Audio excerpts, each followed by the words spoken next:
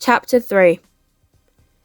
However, school could also be fun, like how Elfreda Martey-Korley was sitting on her bed and moaning about how she was going to miss Ghana when she left for the United States of America. She and her parents were in Ghana for just 3 months. Her parents thought that, this being her very first time in Ghana, it would do her a lot of good if she got the entire boarding school in Ghana experience, instead of whiling away the 3 months at home. You wouldn't have thought that this was the same Elfreda who, when she joined us at the beginning of term, was complaining about how she couldn't understand us when we spoke, because we spoke funny. For someone who said stop when she wanted to say stop, and water when she wanted to say water, and wand whenever she wanted to say wanted, and here and there instead of here and there, Elfreda was really daring. I mean, we couldn't understand anything she said. She spoke funny. And for God's sake, why did she call trousers pants? I thought pants was the thing that we wore underneath our clothing, first thing after we took a bath. Okay, Violet said the thing we wore as soon as we finished bathing was called panties. Whatever.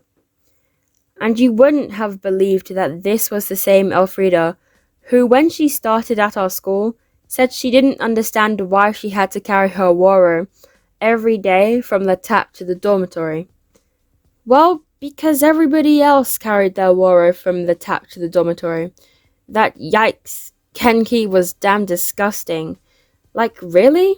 And I thought it tasted like yogurt without the milk. What is yogurt without milk anyway? Ouch, Matilda Menz. That why was there sand everywhere in Ghana? Well, sand happens. That what she hated the most about attending our school was that she had to cut off all of her permed, bone-straight, sleek hair. It was horrendous walking around, feeling bald. Well, I kind of agreed with her. For one thing, I was also missing the huge fluff of afro I used to have when I was in primary school. That why did anybody have to wake up as early as 5 in the morning anyway? Like that was so on point.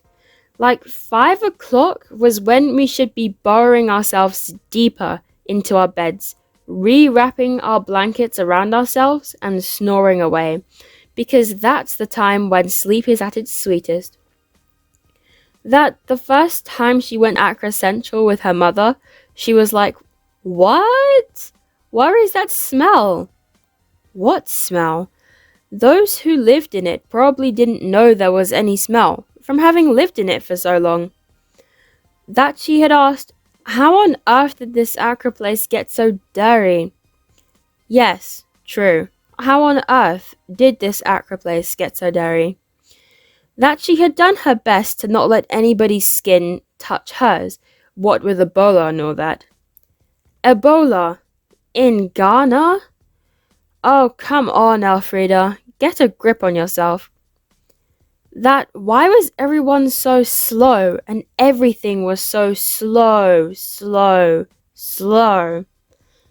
Well, our country is very hot, and you don't want to get sweaty going fast. That it was so disgusting to eat with one's hand. What? Like she didn't know what she was missing. That our names were so difficult to pronounce. Well, her name was not any different. Elfreda Martey-Korley was no easy feat to pronounce. She said that dining hall food sucked because it was not like home food. Like that was even news. That it was dumb. That her grandmother had always insisted on her giving something to an elderly person with her right hand instead of her left hand. Don't try that left hand thing with my grandmother, or you would get the spanking of your life. That why did one have to greet a group of people from right to left instead of any which way? Oh, that? It's just a Ghanaian thing. That boarding at Liberty High was like boot camp. Well, thanks to our house mistress, Mrs. Ascenso, that why were all the infrastructures and buildings in Ghana so small, small, small? Ghana was so backward. Whatever. And when Senna shouted at her to please spare our ears because after all, she was also Ghanaian, she shouted right back and said that no, she was not Ghanaian, but that she was from Oregon in the United States of America. Princess Na Aku I of Oregon of the United States. That she wanted to go back home, she wanted to go back home, she wanted to go back home. Home? Like, where was she calling home? Her father's village of Lateshi? Or her father's house in East Legon? Or Oregon of the United States of America? Now she had kind of thawed. Almost all the icy snow in her had melted. All that hullabaloo about long, bone-straight, sleek hair had evaporated. Now she gushed about a website called Teeny Weeny Afro, which we were all dying to Google as soon as we went on midterms. It was surprising how she was dying for a very big bowl of fufu and grass cutter soup when she got home. For someone who thought eating with one's hand was so disgusting and couldn't stand the taste of game meat, this was sheer progress. And she was complaining and complaining about how she wanted to attend Shatawali's concert before she left for the States, and how she just wanted to wade in the sand at the beach. She pestered everyone to teach her some Akan phrases, and Senna, who herself was not Akan, but who could speak very good Twi, took it upon herself to teach her all the swear words in the Akan dictionary. The innocent Elfreda went around proudly for days, showing off her Twi skills with seriously rude words and sentences. She thought she was saying, "Good morning," "Good afternoon," "How do you do," or "Thank you." It was very much to our delight, and we didn't even bother to tell her that she was being wrongly educated.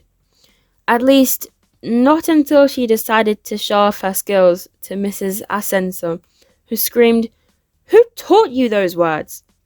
And she pointed at Senna, and Mrs. Ascenso said, "Am I surprised?" and ordered Senna to re-educate the poor girl, or face 1 full week of suspension.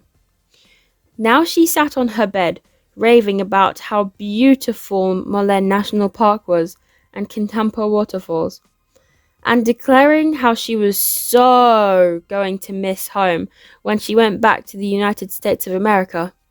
Out of the blue, Senna shouted, "Elfreda, you sure you don't want to go back to Oregon of the United States of America to drink waro?" And we all burst into laughter. It was so hilarious. School could sometimes be fun like that.